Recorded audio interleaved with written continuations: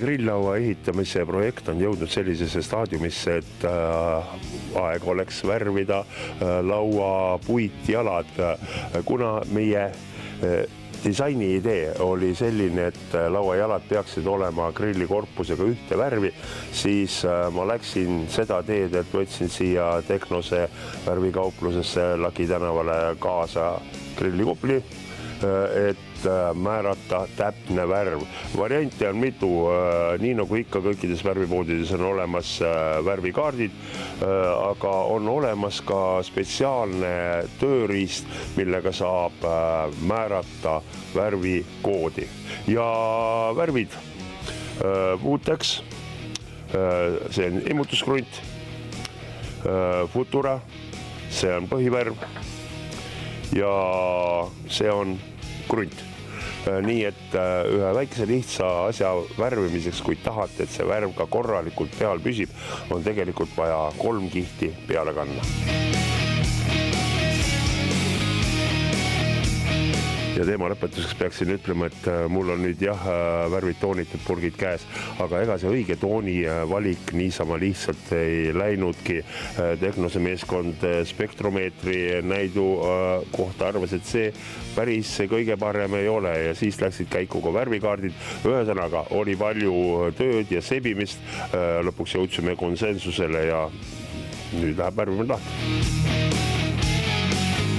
Meie grillilaua karkassimaterjali võtsime eelmine kord, aga sellel korral võtan ma veel mõned lauajupid juurde.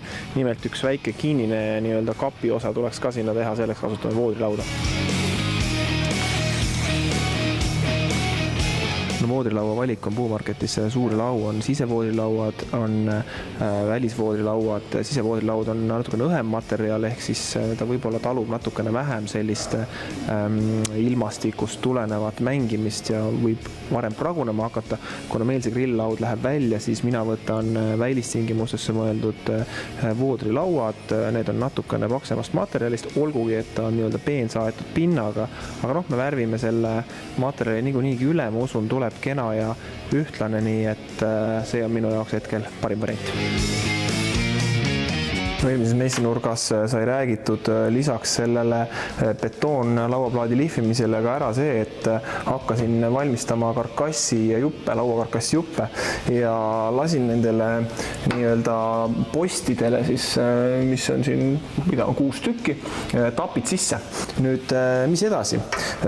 Paar väikest lisa on vaja, ennem kui me selle lauaplaadi pealepanekuni saame liikuda. Esiteks, mul on plaanis panna siia laua põhja põhjaplaadid ja teiseks ma tekitan sellise väikese kapilaadse asja. Mulle tundub, et kuna mul need vahepõõnad, mis seda lauda koos hoiavad, on täpselt parajad ja jätavad siit sellise paraja sügavuse, paraja kauguse, siis on mul ideaalne see laudist ja nende taha küljele kinnitada.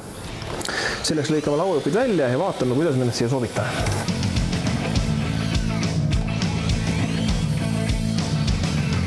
Nüüd, kui mul on lauad õigesse pikkusesse saetud, siis tegelikult oleks mul vaja välja mõelda, et kuidas ma nad siia sellesse konkreetsesse vahesse jaotan.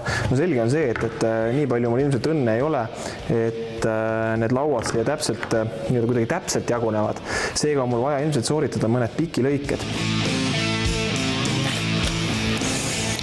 Elu on mulle juba näidanud seda, et välitingimuses igasuguse lauapaneku juures ei tohi neid tappe päris lõpuni sisse lükata ja vastu, sellepärast, et nii kui toimub hiljem siis niiskel ajal paisumine, siis tegelikult annab kogu see asi mul siin järgi ja need lauad hakkavad lahti viskama.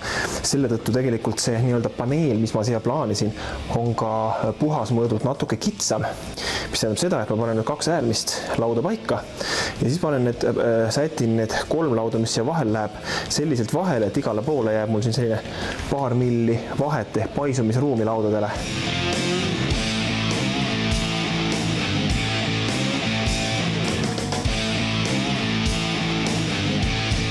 Nüüd selleks, et me saaksime siia kapile panna põhja, oleme otsustanud teha sellised abiliistud, mille peale siis see põhi istuma hakkab.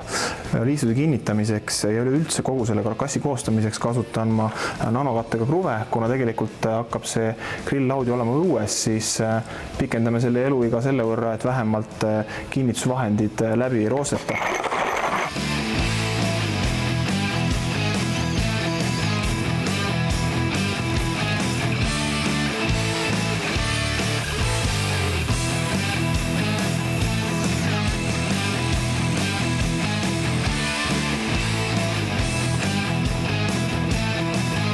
Viimistlemise mõttes on mul elu mugavaks tehtud, nimelt Priit käis värvi otsinguil, tõi mulle Teknose tooted, lasi segada täpselt sellise tooni, mis võiks sobida selle grilliga ja mul on siin olemas siis immutus, krunt ja pealisvärv.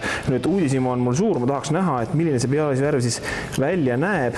Peale vaadates on see väga sarnane, mis see grill on, nii et kui ma lõpuks selle grilliga kõrvuti panen, siis oleks põnev näha, kui kaugel või lähedal see sellest toonist on. Aga olgu öeldud, et ega ta ei peagi ju täpselt üks-ühele olema, et oluline oleks saada siin selline toon, mis on piisavalt sarnane, et anda selline ühtlane mulje kogu sellele tööle. No nii, mina ütleks, et üldmulje on ilus. See annab mul ülevaate sellest, milline see lõpptulemus olema saab. Värvimine jääb mul nüüd kodutööks, nagu ka mõned muud tööd. Järgmises messinurgas hoiame pöialt, et saame juba lauaplaadi peale ja grilliga siia sisse.